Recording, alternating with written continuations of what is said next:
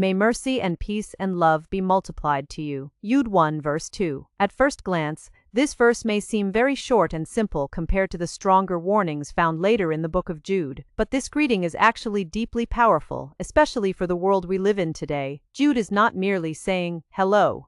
He is speaking a spiritual blessing over believers who are living in dangerous and confusing times. The book of Jude was written to Christians who were facing false teachings, moral corruption, deception, and people who were secretly twisting the truth of God. In many ways, that sounds very familiar today. We live in a time where truth is constantly questioned, morality changes depending on culture, many people mock faith, confusion spreads rapidly online, and even some churches drift away from biblical truth. Before Jude begins warning believers about deception, he starts with something important: mercy, peace, and love. That order matters. Mercy is God not giving us the judgment we deserve.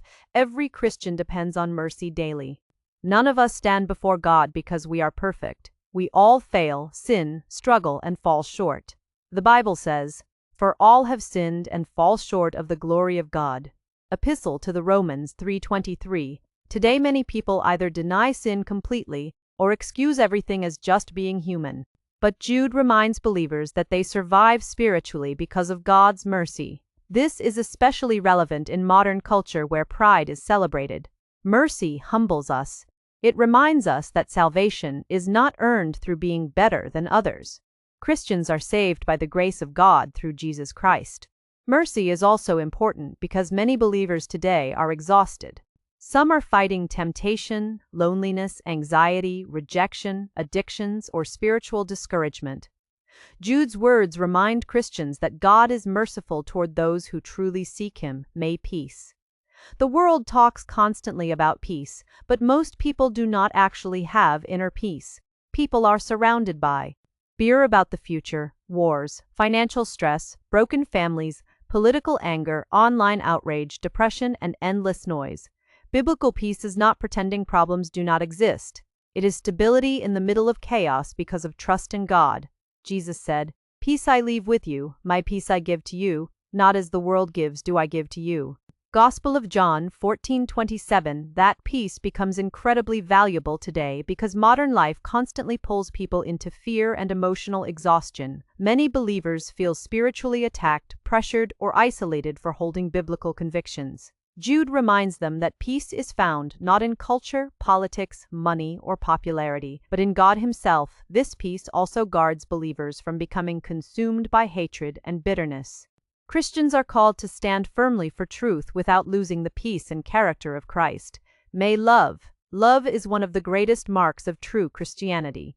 Not the modern idea of love that accepts every behavior without discernment, but biblical love rooted in truth. The love Jude speaks about comes from God. It is sacrificial, patient, forgiving, and holy. In today's world, many people know anger better than love. Social media rewards outrage. People cancel each other instantly. Families divide. Friendships collapse over politics or ideology. But Christians are repeatedly called to love God, fellow believers, neighbors, and even enemies. That does not mean agreeing with evil or abandoning truth. Jesus Himself spoke strongly against sin, hypocrisy, and deception. But even truth must be spoken with love. Jude's blessing becomes especially important because false teaching and spiritual conflict can make believers hard-hearted, fearful, or angry.